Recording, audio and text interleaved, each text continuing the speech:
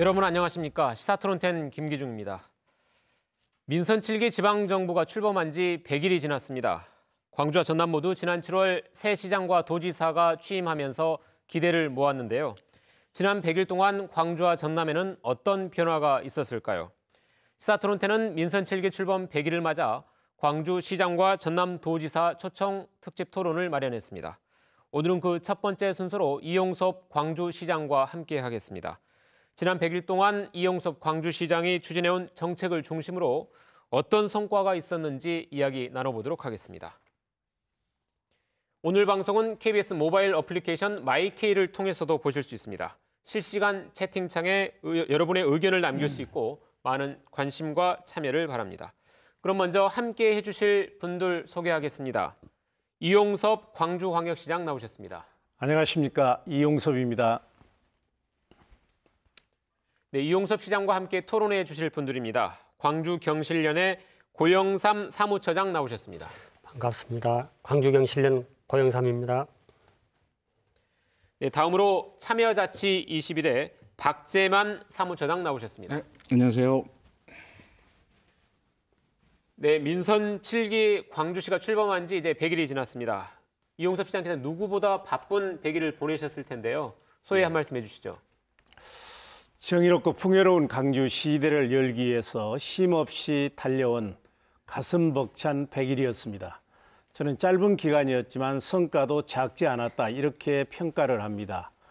우선 길게는 수십 년, 짧게는 수년 동안 해결되지 못했던 현안 과제들이 하나씩 속속 해결되고 있습니다.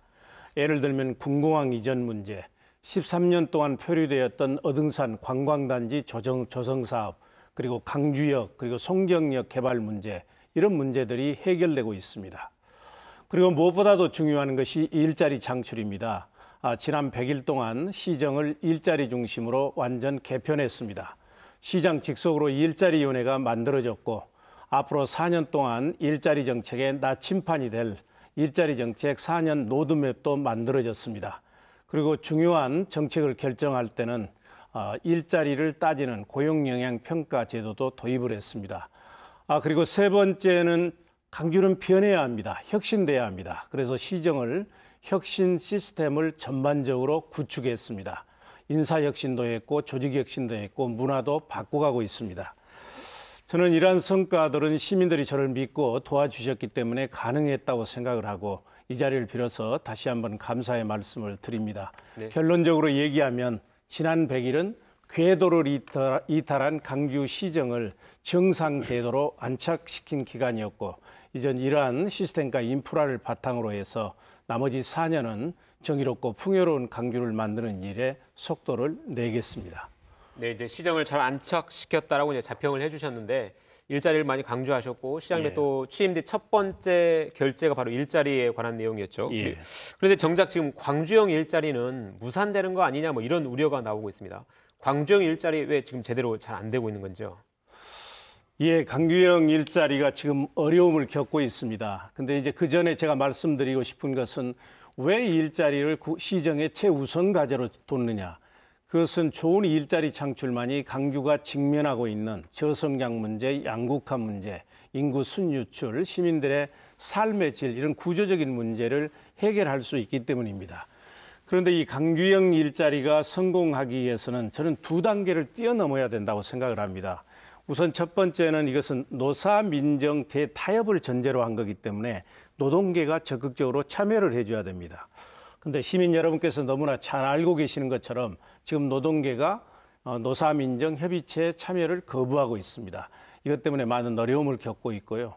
이걸 뛰어넘더라도 두 번째 중요한 것은 지속 가능한 일자리 사업을 만들어내는 것입니다.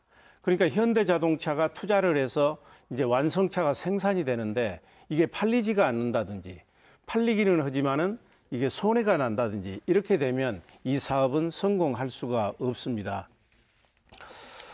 지금 이제 노동계가 참여하지 않으면서 이 광주형 일자리 사업이 무산되는 것 아니냐, 이제 많은 걱정들이 많습니다. 저도 걱정이 많습니다.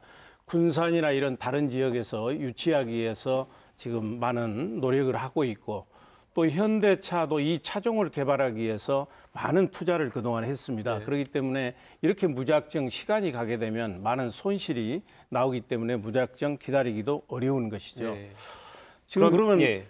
네. 그 여기서 좀 정리하고 가죠. 그러면 예. 지금 노동계가 반발하는 게 좀 가장 큰 이유인 것 같은데 노동계가 반발하는 핵심 사안이 지금 연봉이 임금 2,100만 원이냐, 뭐 광주시에서는 3,500만 원이냐, 이 연봉에 대한 차이가 많이 지금 얘기가 나오고 있거든요. 일단 시민단체에서는 이 임금 문제 어떻게 보고 계시나요? 우선 고 사무처장님부터요.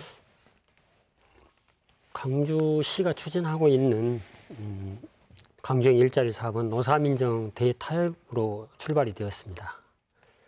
그래서 시에서 현대차와 협상을 진행하면서 노조가 참여를 하면 그 광주형 일자리 노사민정 대타협의 근본 틀은 이루어지는데 지금 현재 노동계가 불참을 하고 있는 겁니다. 그 이유는 협상 과정에 노동계가 참여하지 못했다는 그 이유인데 현대차와 광주시가 협상을 진행하는 결과 적정 임금이 언론을 통해서 알려지기 시작하면서 노동계가 더욱더 불참을 선언하게 된 큰 이유죠. 그래서 광주시는 노동계의 불참을 적극적으로 참여적으로 유도해서 보다 더 노동계가 불참한 이유는 뭔지 그 깊은 이유를 좀 성찰해보고 또 책임 있고 진정성 있게 대화의 어떤 장으로 나올 수 있도록 하는 노력이 필요하겠다 말씀을 드립니다. 여기서 제가 좀 얘기를 하고 넘어가시면 어떨까요? 예, 그러시죠. 지금 우리 고영삼 처장께서 말씀하신 것처럼 이제 노동계가 처음에 불참했던 이유는 현대자동차와의 투자 협상 과정에 노동계 대표를 참여시키지 않았다. 이제 그게 이유였습니다. 그게 그러니까 지난 3월 7일 날 노사민정이 합의 결의를 했고 이 합의문을 보고 6월 1일 날 현대자동차가 투자 의향서를 제출을 했습니다. 이제 이때는 물론 이제 윤장현 시장 시절이죠. 이제 6월 19일 날 이제 협상에 사인하기 위해서 협상하는 과정에서 이때 노동계가 참여를 못했던 것은 사실입니다. 그래서 결국은 6월 19일 날 노동계가 참여를 하지 않고 또 협상문에도 문제가 있기 때문에 결국은 협상이 이제 서명을 하지 못했지 않습니까? 네. 그리 해가지고 이제 민선 7기로 넘어온 겁니다. 7월 1일부터 제가 이제 시장이 됐으니까. 그런데 이제 노동계는 민선 6기 마지막에 참여를 시키지 않았다 해서 계속 이제 참여를 안 한 겁니다. 저는 이제 공식, 비공식으로 여러 차례에 걸쳐서 민선 7기에서는 노동계를 협상 과정에 바로 참여시키겠습니다. 그리고 노동계가 요청했던 4대 원칙, 그러니까 적정 임금, 적정 노동 시간, 그리고 노사 공동 책임, 그리고 온하청 관계 개혁, 이것도 지켜가겠습니다. 그리고 6기 말기에 제가 시장은 아니었지만 노동계를 참여시키지 않은 것에 대해서 참으로 유감스럽게 생각을 합니다. 이런 얘기를 여러 차례 드렸거든요. 그러면 이제 참여를 해 주셔야 되는데 지금 말씀하신 것처럼 이제 그 다음에 나온 이유가 뭐냐면 임금이 너무 낮다. 그래서 이제 2,100만 원 말씀을 하시거든요. 근데 이제 제가 시장이 되고 난 이후에는 2,100만 원이라는 얘기가 한 번도 나온 적이 없습니다. 우리는 이미 우리 이병훈 경제문화부시장이 밝혔던 것처럼 지금 3천에서 4천 사이에서 결정을 하되 신설법인이 만들어지면 경영수주를 예측해서 기업의 경쟁력이 있어야 되지 않겠습니까? 그 사이에서 이제 결정을 하려고 그럽니다.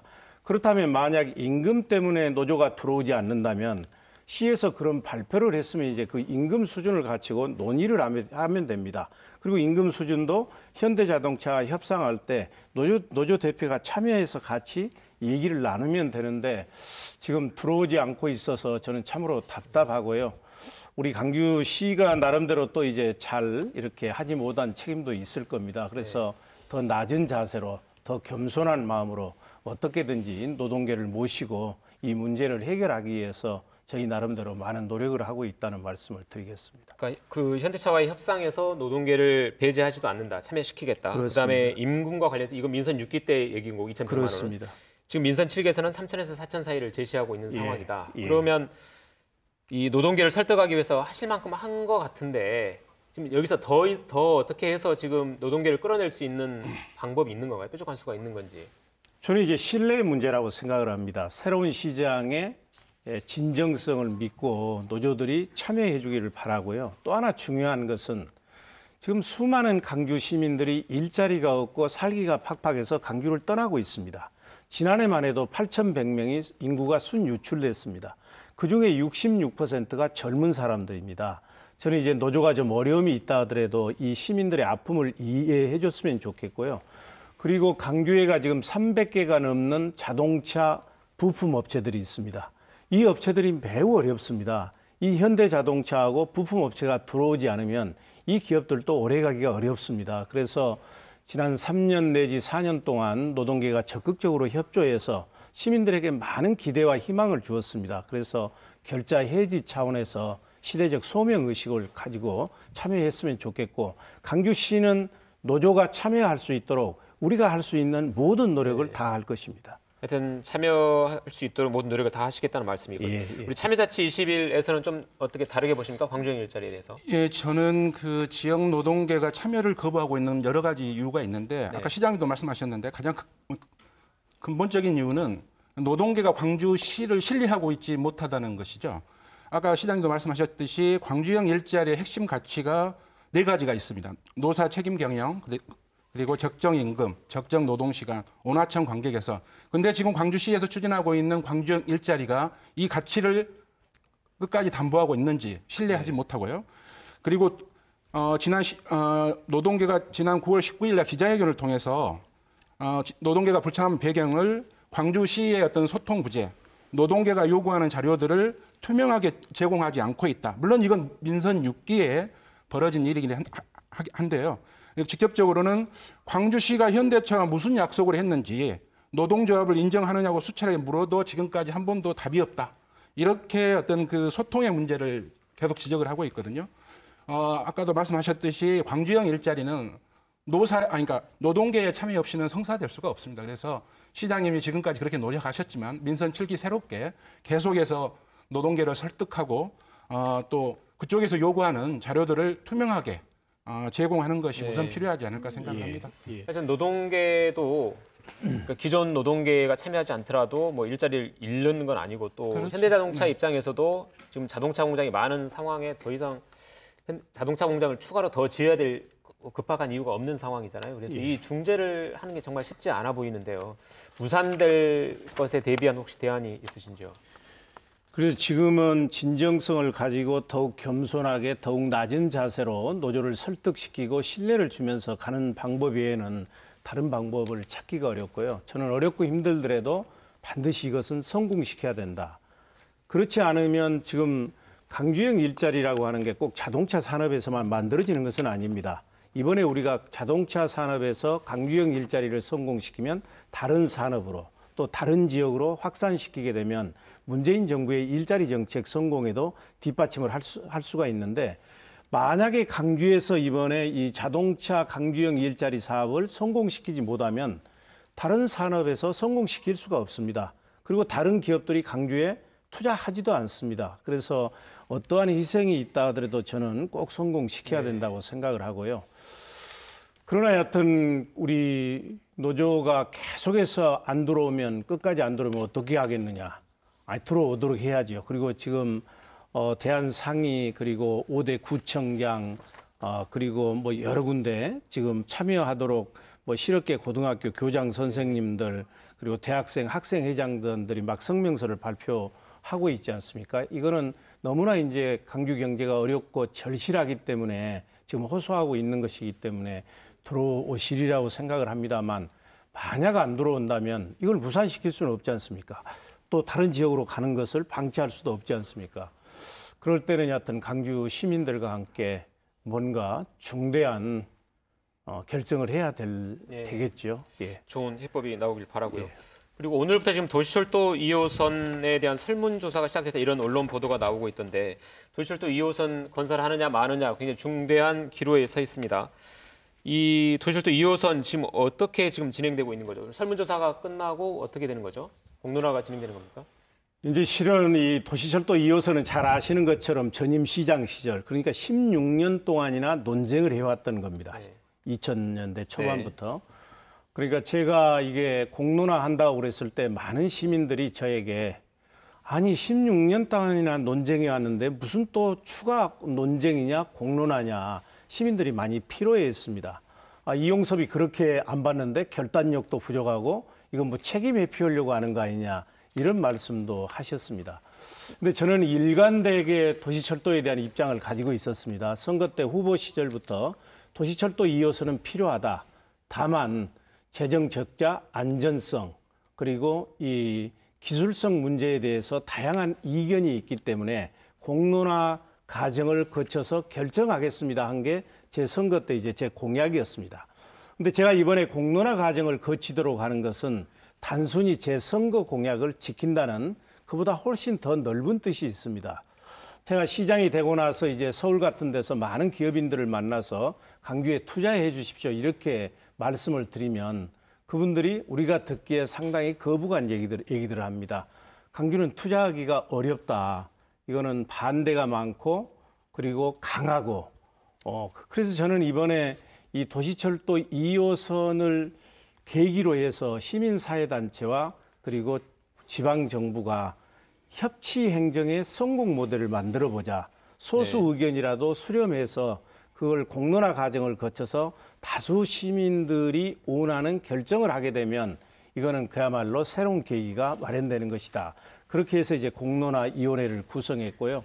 그 과정은 참으로 힘들었습니다. 뭐 한 1개월 동안 공론화위원까지도 구성을 못하는 일부 시민 모임의 반대가 있어가지고 그런 과정도 있었지만 저는 인내하면서 이것도 성장통이다 했고요. 지금은 이제 위원회가 구성돼가지고 아마 내일부터 본격적으로 이제 한 2주 동안 여론조사가 돌아갈 것입니다. 그러면 거기서 찬성과 반대 그 여론조사 결과가 나오면 그 비율대로 이제 패널 그 공론위원들 수기위원들이 정해집니다. 그러면 11월 9일과 10일 동안에 그분들이 1박 2일 동안 합숙을 하면서 찬성 측 의견과 반대 측 의견을 듣고 그분들이 투표해서 이제 결론을 냅니다. 결론을 내면 이제 공론화위원회에서는 저에게 11월 10일 날 그 공고를 하게 됩니다. 그 결론을.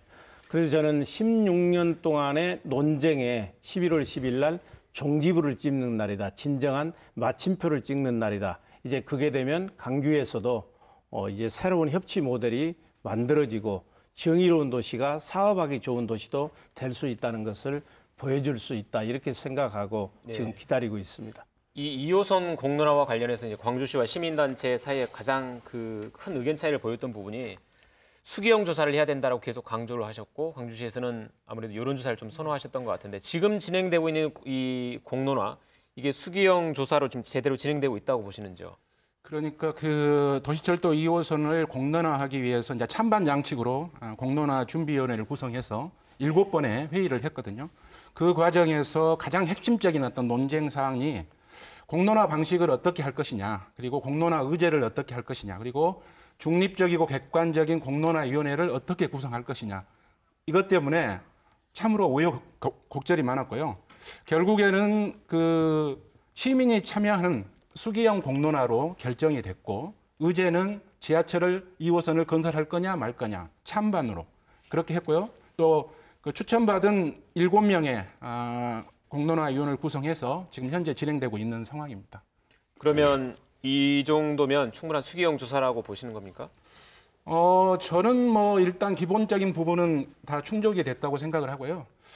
그런데 이제 한 가지 좀 시장님에게 좀 부탁드리고 싶은 게 시장님께서는 방금도 11월 10일 이렇게 말씀을 하셨는데 이 지하철 2호선 논쟁이 지난 16년 동안 찬과 반으로 치열하게 이렇게 논쟁돼 와가지고 해묵은 숙제인데 이것을 이제 어찌됐든 시민들이 참여하는 공론화로 최종 결정해서 종지부를 찍어야 되는데 너무 11월 10일에 못을 박지 마시고 16년 동안 기다렸는데 뭐 한 1, 2주 더 여유 있게 하는 것이 저는 또 현명하지 않을까. 그래서 너무 11월 16일에 방점을 안 찍으셨으면 좋겠습니다.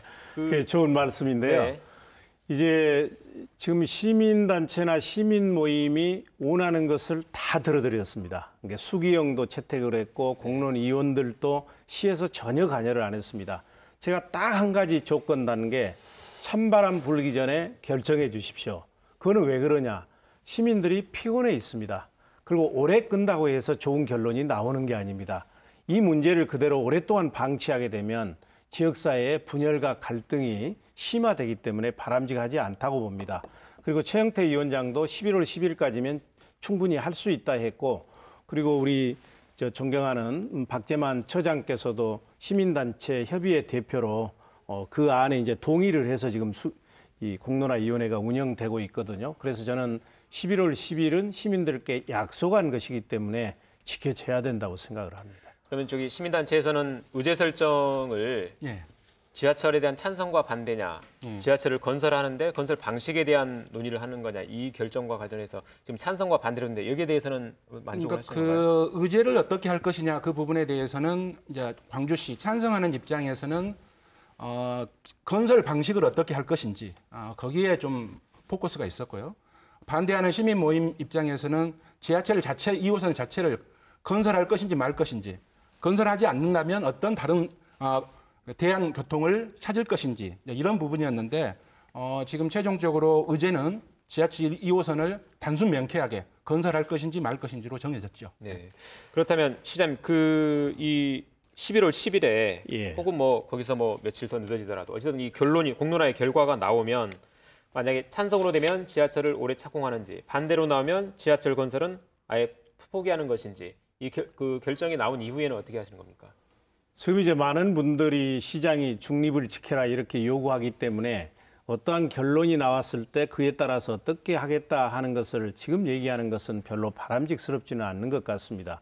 이제 기다려봐서 할 거고요. 다만 공론화의 결과가 다수 시민들이 원하는 방향으로 결정된다면 저는 시장이 최종 권한은 저에게 있지만 그 공고안을 따르는 것이 옳다고 보고요. 그러면 어떻게 해야 다수 시민들이 원하는 방식으로 결론이 날 거냐? 그건 시민들께서 관심을 가져야 됩니다. 이게 소수가 마치 다수인 것처럼 결론이 나고 다수가 침묵해가지고 소수처럼 돼버리면 이거는 진정한 의미의 공론화 결과가 아니거든요.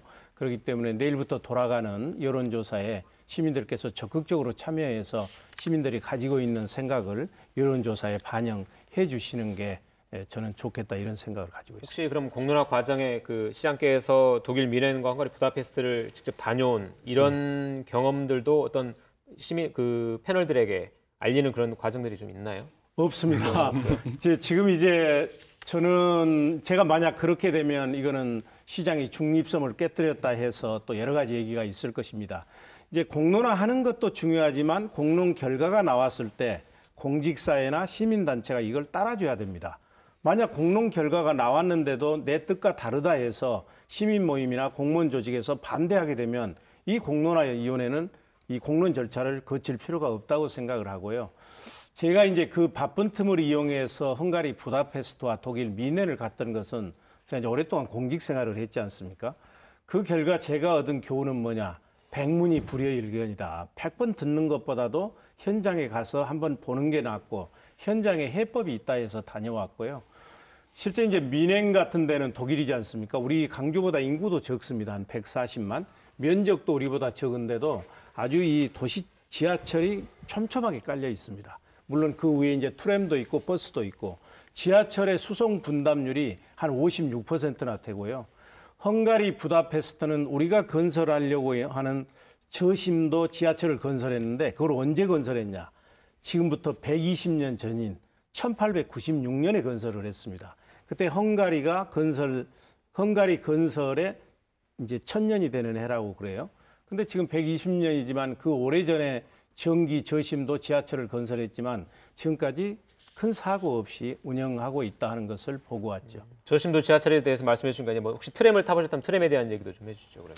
트램은 이제 보조 수단입니다. 이제 트램은 이 지상으로 가는 거거든요. 이것의 가장 큰 문제는 20km 이상 속도를 낼 수가 없습니다. 근데 우리 이제 교통수단의 가장 중요한 게 빠르게 가기 위한 거 아니겠습니까? 적시성이 있어야 되고 많은 사람을 수송해야 되는데 트램은 그러니까 지하철이 한 56%를 수송하고 나머지를 트램과 버스들이 분담하고 있는 것이죠. 그러니까 이거는 이제 그 나라에 있어서는 보조 수단입니다. 그렇다면 이제 그 시장께서 중립성을 지킨다는 말씀을 하셨는데 그만큼 중립성을 지킨다는 건 이제 앞으로 이 공론화 결과에 대해서 양측이 다 수용하기 위해서이잖아요. 그렇습니다. 시민단체 내부에서도 이 공론화를 준비하는 과정에 격론이 벌어지고 내부의 어떤 의견 차이가 꽤 크다고 들었습니다. 지금 이 결과에 대해서 시민단체 내부에서 이걸 수용하는 분위기인 건가요? 어떻습니까? 제가 말씀을 드리겠습니다. 지금 공론화위원회가 중립성을 지켜야 되고 그다음에 광주시 역시도 중립성과 공정성을 지켜야 됩니다. 보면 그래서 시 산하에 있는 도시철도공사에서 지금 현수막과 팜플렛 이런 정보들이 제공이 되고 있는데 그 내용들이 그 한 가지만 예를 든다면 하루 43만 명을 수송한다. 그러면 18시간 곱하기 8,000명 하면 14만 4천 명 정도 나옵니다. 그러면은 정거장마다 사람들이 내리고 타고 계속 반복해야 43만 명이라는 숫자가 나옵니다. 그래서 공론화위원회가 공정한가가 더불어서 시에서 그런 그 도시철도 공사를 통해서 배포되는 것들을 당장 좀 중단하시고 그래야 11월 10일 시장님께서 말씀하신 11월 10일이 지켜질 수가 있다고 봅니다.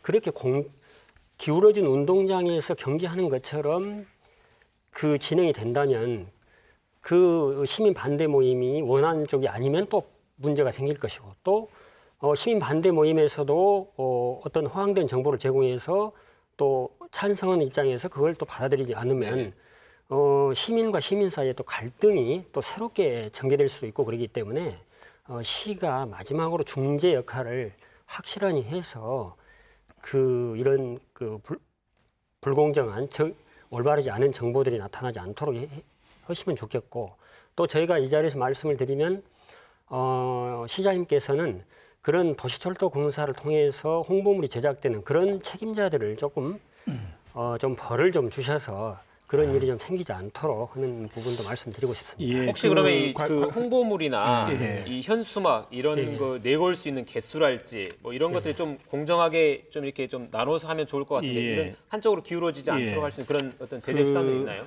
우리 고영삼 처장님 말씀 좋은 말씀입니다. 좋은 말씀인데 근데 이거는 이제 선거나 이런 것처럼 정치적인 뭐 중립성이나 정치적인 문제가 아니거든요.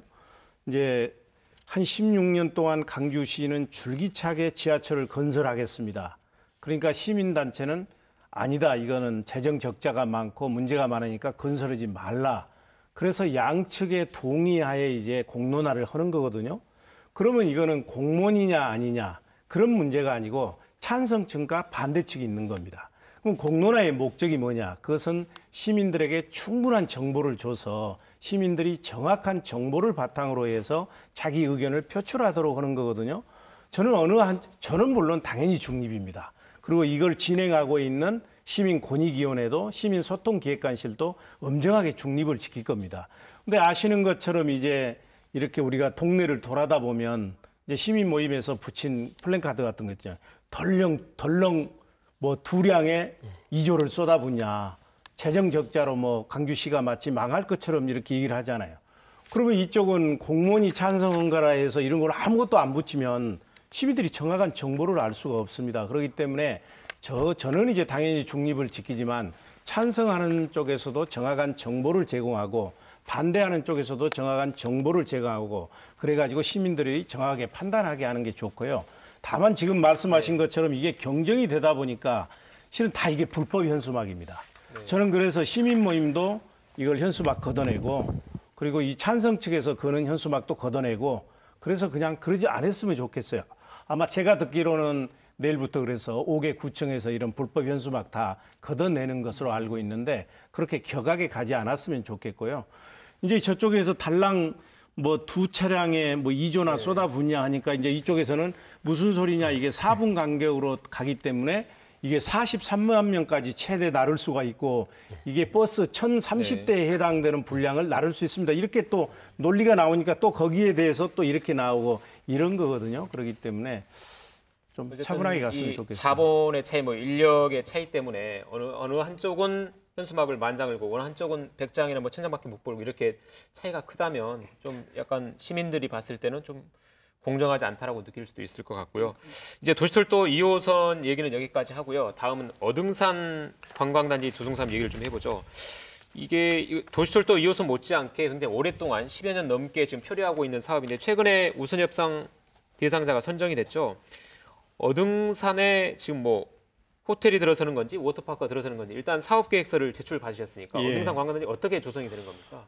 잘 아시는 것처럼 어등산 관광단지 조성 사업은 2005년부터 추진해 왔던 사업입니다.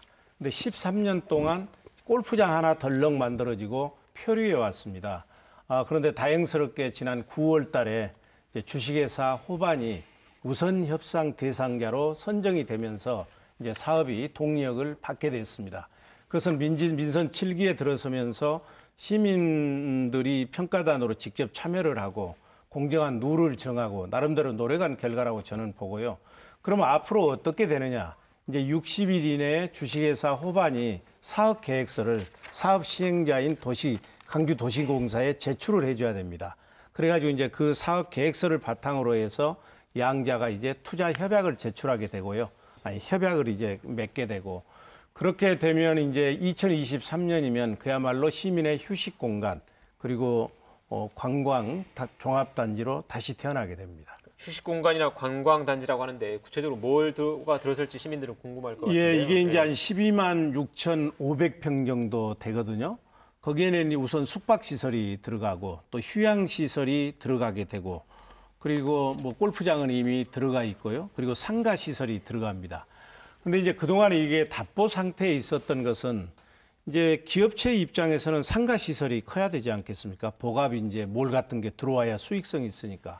그래 당초에 7,311평을 상가 시설로 허용을 해줬었는데 기업들이 들어오지 않는 겁니다. 이게 수익성이 없다 해가지고. 그래서 중간에 이게 강주시에서 얼마로 늘려줬냐면 39,000평으로 늘려줬어요. 7,300평을. 그랬더니만은 이제 일부 시민단체와 소상공인 자영업자들이 이제 인근 주변에 이제 매기가 다 소멸돼 버리지 않겠습니까? 수요를 빨아가 버리니까. 그래서 반대해서 이걸 다시 7,300평으로 다시 줄였습니다. 그래서 이걸 바탕으로 해서 이제 주식회사 호반이 우선 사업자로 들어왔고요. 거기에는 방금 말씀드린 것처럼 숙박시설, 휴양 문화시설 이런 것들이 다양하게 들어가는 것이죠. 그러면 이 상가 면적은 더 이상 확대되거나 하는 그런 가능성은 없는 겁니까? 그렇습니다. 이제 7,300평으로 제한하는 것을 전제로 주식회사 호반이 들어왔기 때문에 이게 너무 적다. 그래서 수익성이 없다. 그래서 우리는 안 하겠다. 이런 우려는 상당히 적습니다. 이 상가 수익시설 면적과 관련해서는 어쨌든 그 확대될 그 예정은 없다는 거죠. 예. 그러면 그 시민단체 쪽에서 특별히 어등산 관광단지 관련해서 하실 말씀이 있으시면 아까 시장님도 다음 주제로 말씀하셨듯이 어등산 관광단지가 지난 2005년부터 시작했으니까 지금 13년 때 전혀 그동안 오직 골프장 하나 기업체가 개발하고 그냥 떨어져 나간 먹튀 기업이라고 저는 그때 표현을 했었는데 그리고 그 뒤로 전혀 개발이 되지 않아 가지고 그 인근 주민들도 굉장히 지금 그 어떤 어려움 속에 겪고 있는데요. 이제 마지막으로 어떻게 보면 주식회사 호반이 우선 협상 대상자로 이렇게 선정이 됐는데 보면 뭐 수변 공원도 만들겠다, 뭐 휴양 문화시설, 운동 오락시설 그리고 뭐 공공시설을 5년 동안 이렇게 이제 만들겠다고 이렇게 이야기하는데 어등산 관광단지도 뭐 다른 개발 사업도 마찬가지지만 어떻게 공공성을 좀 더 많이 확보할 것이냐, 시민이 활용할 수 있는 공간을 늘릴 것이냐거든요. 그래서 이것을 이제 앞으로 광주시에서 좀 주도 면밀하게 시민들의 참여, 평가를 통해서 좀 더 그 공공성을 늘리는 그런 노력들을 좀 적극적으로 해야 되지 않을까 싶습니다. 그 광주의 주요 시설 가운데 이제 광주 송정역이 있잖아요. 광주 송정역에 편의시설이 너무 부족해서 시민들은 물론이고 외부에서 오시는 분들도 이게 어떻게 광주를 대표하는 역이냐 하면서 불편들을 많이 호소하시는데 이게 지금 민선 7기 들어선 이후에 또 혹시 좀 개선되거나 이런 게 좀 아직 쉽게는 안 보이는 것 같아요. 물론 이제 계획들은 많이 서 있는 것 같은데 광주 송정역 관련해서는 지금 어떤 게 좀 진행되고 있습니까? 잘 아시는 것처럼 광주 송정역은 복합 환승센터로 이게 건설하는 게 추진이 됐습니다. 서희건설과. 근데 민선 6기 말에 금년 상반기에 이걸 이제 사실상 철회를 했고 이제 복합 환승센터 건설이 무산되면서 많은 시민들에게 실망감을 줬습니다. 근데 다행스럽게 얼마 전에 이제 송정역 일대가 국토부가 시행하는 KTX 투자 선도 지구로 지정하는 사업이 예비 타당성 조사를 통과했습니다. 그렇기 때문에 이 사업이 이제 국책 사업으로 추진을 하게 되고요. 그렇게 되면 이제 획기적으로 그 주변이 발전이 될 겁니다. 또 하나 이제 의미 있는 것은 지난 10월 1일 날 이 강주 송정역은 이제 강주의 재산이 아니라 코레일 한국철도공사의 재산입니다. 근데 그 철도공사의 오영식 사장과 우리 강주시가 투자 협약을 맺었습니다. 그래서 강주 송정역을 호남의 관문 역사로 키우는데 적극적으로 협력하기로 했고요. 이제 송정역을 가보신 분들은 뭐 느끼셨겠습니다만 지금 주차장이 400대밖에 못 됩니다. 그래서 매우 어렵습니다. 이것도 1,600대로 늘리게 되고, 그리고 이제 우리가 한 2만 5천 명이 하루 이용하기 때문에 오송역하고 이용객 수가 비슷합니다.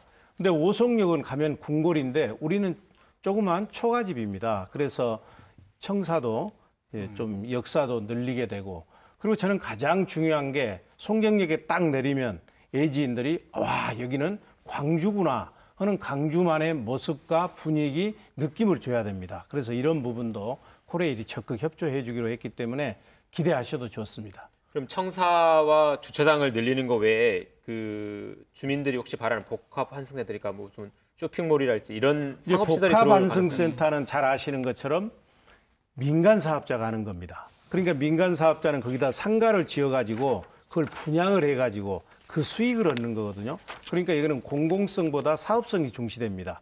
근데 여기는 사업자가 들어오지 않고 강주시하고 코레일이 하기 때문에 그야말로 공공성이 많이 제고된 것이죠. 알겠습니다. 그러면 지금 이제 민선 6기에서 7기로 넘어오는 즈음에 지금 광주 지역 집값이 급상승하면서 서민들의 경우에는 내 집 마련이 어려워지면서 여러 가지 지금 불만들이 나오고 있고요. 그 최근 시장께서는 국세청의 협조를 얻어서라도 합동 단속을 해야 된다. 아파트값을 반드시 잡아야 된다. 이런 말씀들을 하셨는데 혹시 최근 이제 단속이 시작된 게 지금 한 달이 넘었거든요. 예. 혹시 어떤 단속 실적이 있는지와 아파트값을 잡기 위한 어떤 대책이 있는지요? 예, 이제 아파트가 급등은 수도권만의 문제가 아닙니다. 뭐 이미 느끼셨겠습니다만 남구하고 강상구 일부 지역은 연초에 비해서 한 5억 이상 오른 데도 있고요. 2배 이상 오른 데도 있습니다. 그런데 이렇게 집값이 급등하게 되고 투기가 성행하게 되면 서민들의 상대적 박탈감과 소외감을 가져오고 또 양극화를 심화시키고 서민들의 내 집 마련 기회를 박탈하게 됩니다. 저는 이제 2007년도에 제가 건설교통부 장관 하면서 그때 부동산 투기나 집값 상승은 지금하고 비교할 수가 없을 정도로 매우 극성스러웠습니다. 그때 제가 이제 분양가 상한제, 원가 공개제 이런 제도들을 도입해서 투기를 잠재웠는데 그때 경험을 살려가지고 지금 우리 강주시, 경찰청, 국세청 그리고 5개 구청이 협의해서 지금 단속을 하고 있습니다. 그래서 실거래가를 속인다든지 여러 가지 이유가 있겠습니다. 그래서 지금 단속 실적은 적절한 시점에 저희가 발표를 해가지고 시민들의 심리적 안정을 가져오려고 그러고요. 근데 실은 강주는 주택 공급률이 104.5%입니다. 그러니까 가구 수보다 주택이 많은 거예요. 그러니까 이 집값이 올라가는 것은 무슨 주택이 부족해서 실수요를 미치지 못해서 올라가는 게 아니라 가수요나 투기 수요 때문에 올라가는 것이거든요. 그러면 그게 어디서 오는 걸까? 이것은 특정 지역의 경우 좋은 학군, 또 유명 학원, 또 혁신도시에 거주하시는 분들이 그쪽으로 이제 거주지를 옮기면서 이제 급등을 하고 있거든요. 이게 투기 세력이 또 수도권에서 오는 경우도 있죠. 근데 이 집값이라고 하는 것은 엄청나게 수요가 몰려야 올라가는 게 아니고 조그마한 아파트 군에서는 예를 들면 10여 채만 매기가 있어도 호가가 올라가도 올라가는 그런 문제가 있습니다. 그래서 이런 걸 감안해 가지고 성과를 내도록 그렇게 하겠습니다. 지금 40일째 단속 중인데 그러면 투기 수요나 가격 담합 이런 게 좀 잡힌 건가요? 아니면 실적은 없지만 이런 지금 단속을 좀 계속 하겠다는 건지? 지금 이제 경찰청도 적극적으로 하고 있거든요. 국세청도 우리하고 하고 있고 그래서 가까운 날에 저희가 투기 성과를 단속 성과를 발표하도록 하겠습니다. 그러니까 지금 단속되는 사례들이 있는 거죠? 예, 있는데 이제 종합해서 발표하시겠다는 예, 거죠? 예, 알겠습니다. 혹시 시민단체에서 그 아파트값 관련해서 추가할 말씀 있으세요? 예.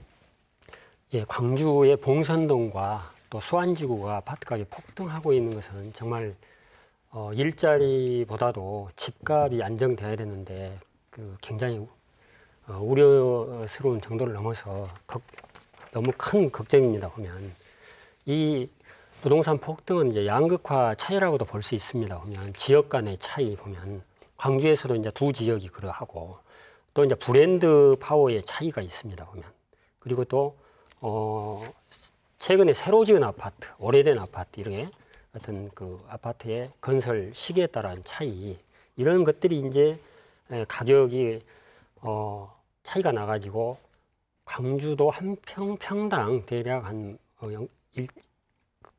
가격이 뭐 평당 가격이 1,800만 원 선까지도 가는 그런 경우입니다. 대표적으로 이제 뭐 선수촌 아파트랄지 그다음에 아이파크랄지 네. 예, 이런 아파트들이 급등세를 보이고 있는 것은 상당히 실태 문제인 거고요. 혹시 대안을 어떻게 보시나요? 대안을 찾은다면 파리 부동산 대책에서 전국에 이제 투기 과열지구, 투기지구, 조정대상 지역 이렇게 43곳 정도를 지정을 했습니다. 물론 투기 과열지구를 지정하는 데는 어려움이 법상으로 주택법에 나와 있지만 상당히 시행까지는 시간이 필요하지만 광주시에서도 이에 대한 해결책을 단속보다도 근본적으로 투기 과열지구나 이런 것을 지정할 수 있는 방법은 없는지 또 그런 대안을 저는 생각을 해봤습니다. 네. 지금 시간이 약 10여 분밖에 남지 않아서 다음 주제로 바로 넘어가겠습니다. 광주 전남 상생 방안에 대한 주제인데요. 민선 7기 들어서 광주공항을 무안공항으로 옮기는 안이 지금 추진되고 있고 군공항에 대해서도 이전 후보지가 조만간 발표될 거다 이런 얘기들이 나오고 있는데요. 공항 이전 지금 어떻게 추진되고 있습니까?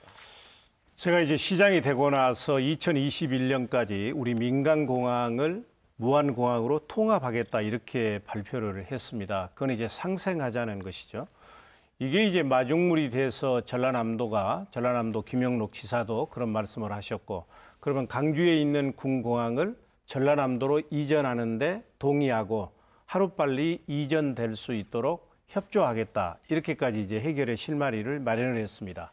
그럼 어디로 이전할 것이냐 이게 중요하지 않겠습니까? 그건 이제 4개 지자체가 이제 국방부에 올라가 있습니다. 현재 국방부에서 작전성 검토를 하고 있고요. 이 작전성 검토가 끝나게 되면 연말 안에 이제 예비 이전 후보지가 결정이 됩니다. 그게 결정이 되면 그 기초 지자체 그리고 전라남도와 협의해서 일이 빨리빨리 진행되도록 노력을 할 것이고요. 그러니까 해남, 무안, 영암시나 이 4군데 가운데 한 군데로 예비 이전 후보지를 발표한다는 거죠? 그렇습니다. 그 시점이 언제인 건가요? 연말 안에 발표될 올해 안에 겁니다. 발표한다. 예. 근데 이제 저는 이제 강주 군공항이 전라남도로 이전하는 것은 전라남도도 살고 강주도 사는 상생의 길이라고 생각을 합니다. 우선 강주 경우에는 한 450만 평 정도 되는데 여기에 이제 스마트 시티를 건설하고 국제 관광 도시로 건설하게 되면 강주가 또 한 번 발전할 수 있는 길이 열리는 것이고요. 그러면 전라남도 이전되는 기초 지역은 어떠냐? 이제 소음 피해가 없도록 하기 위해서 우리가 110만 평 정도를 완충 지역으로 사줍니다. 거기에 있는 주택이 일부 있으면 옮겨드리고 그렇기 때문에 소음 피해를 거의 걱정할 필요가 없고요. 그 110만 평에다가 태양열 시설 같은 거 하게 되면 거기에 소득이 상당히 나오고요. 그리고 순수하게 현금으로 4,500억 원을 지원을 하게 됩니다. 그리고 인구가 10,000명 가까이 유입됩니다.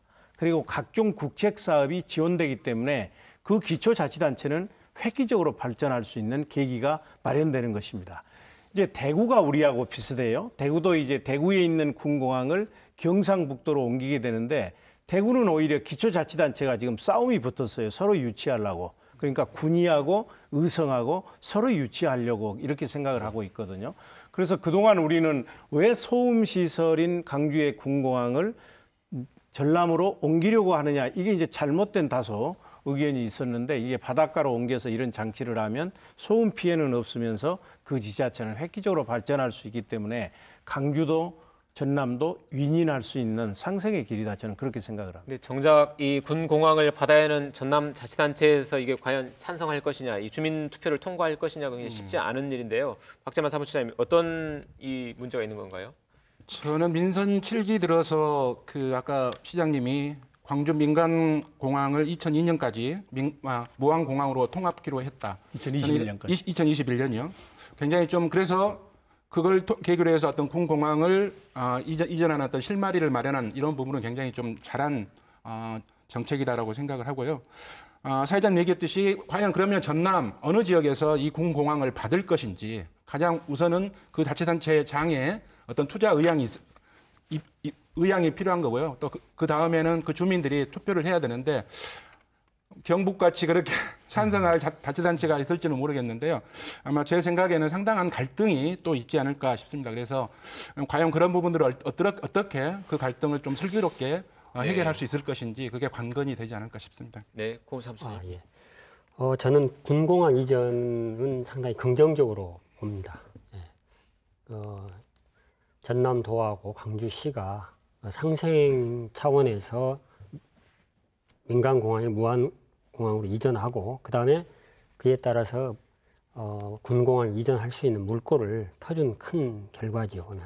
그래서 경제 자유구역으로 또 이렇게 시장님 공약에도 포함되어 있기 때문에 그 탄력을 받을 수 있고 어차피 광주가 발전하려면은 그런 인프라가 확충이 되고 또 그래야 인구가 늘어나서 보면 모든 편의시설이 좋아지기 때문에 아주 저는 긍정적으로 봅니다. 그 군공항 이전과 관련해서는 5조 7천억 원 정도 돼 이 재원 마련 문제와 그 이전 자치단체 주민 설득 문제 여러 가지 좀 그 과제들이 남아 있는 것 같고요. 또 전남과의 상생 과제 중에 이제 중요한 게 하나가 한전공대잖아요. 그렇습니다. 전남은 당연히 나주로 유치하겠다고 할 것이고 광주는 광주로 하겠다고 할 텐데 이 양쪽의 어떤 통큰 양보, 누군가는 양보를 해야 이게 해결이 될 텐데 그 부분은 어떻게 좀 진행이 되고 있습니까? 그 한전공대는 잘 아시는 것처럼 대통령 공약사항이고 100대 국정과제에도 포함이 됐습니다. 그래서 2022년 3월까지 개교하는 것으로 돼 있고 지금 한전도 그대로 이제 추진하겠다고 얘기를 하고 있습니다. 그런데 이제 양 지자체가 서로 우리 지역에 한전공대를 유치해야 된다 이렇게 각자 도생하고 치열하게 경쟁하면 자칫하면 이것 때문에 지연될 수도 있고 무산될 수도 있습니다. 저는 그것은 상생 차원에서 전혀 바람직하지 않다고 생각을 하고요. 그러면 한전공대 부지는 어디로 가야 되느냐?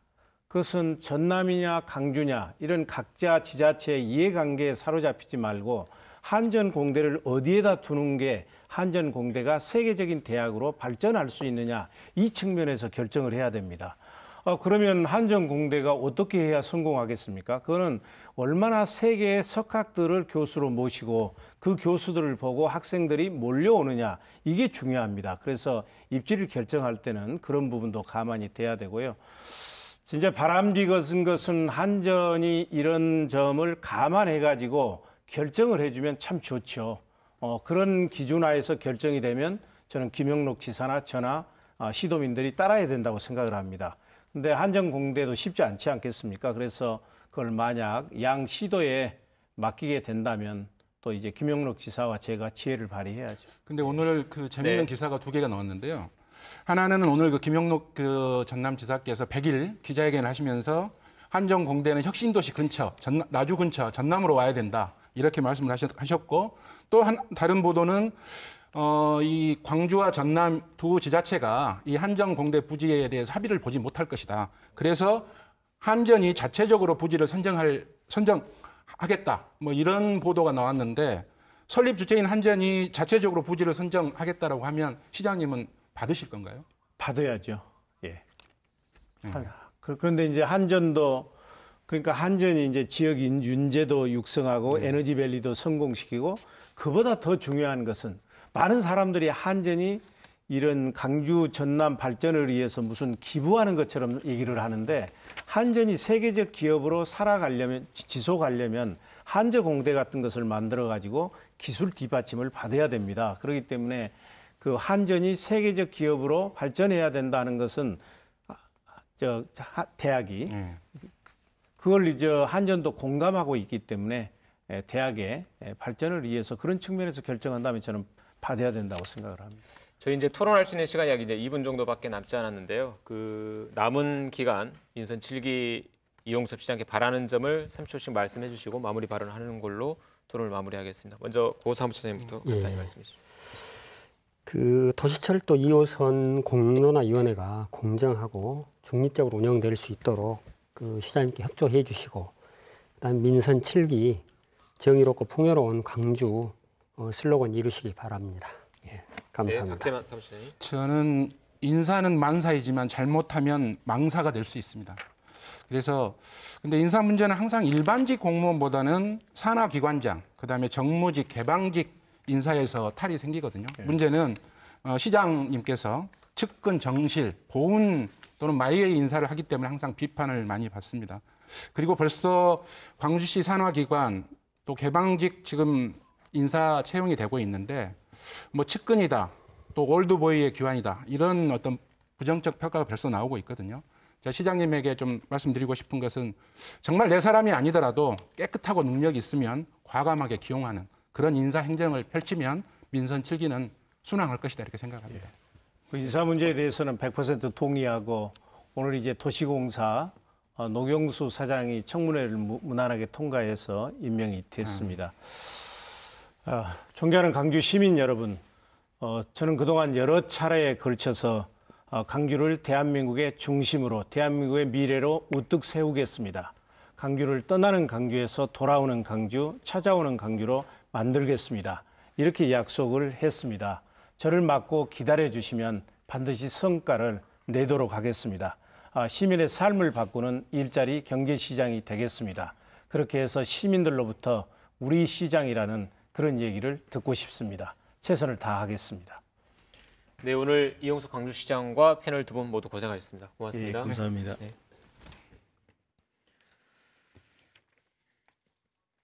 네, 이용섭 시장은 지난 100일 동안 새로운 성과를 내기도 했고, 또 한편으로는 여전히 걱정되는 부분도 많습니다. 민선 7기 아직은 남은 시간이 훨씬 많습니다. 정의롭고 풍요로운 광주를 위해서 이용섭 시장의 진정성 있는 소통과 혁신을 이어가는지 시청자 여러분과 함께 지켜보겠습니다. 다음 주 이 시간에는 김용록 전남지사와 함께 민선 7기 전남의 주요 현안에 대해서 토론하도록 하겠습니다. 시사토론10 오늘 순서 여기서 마치겠습니다. 고맙습니다.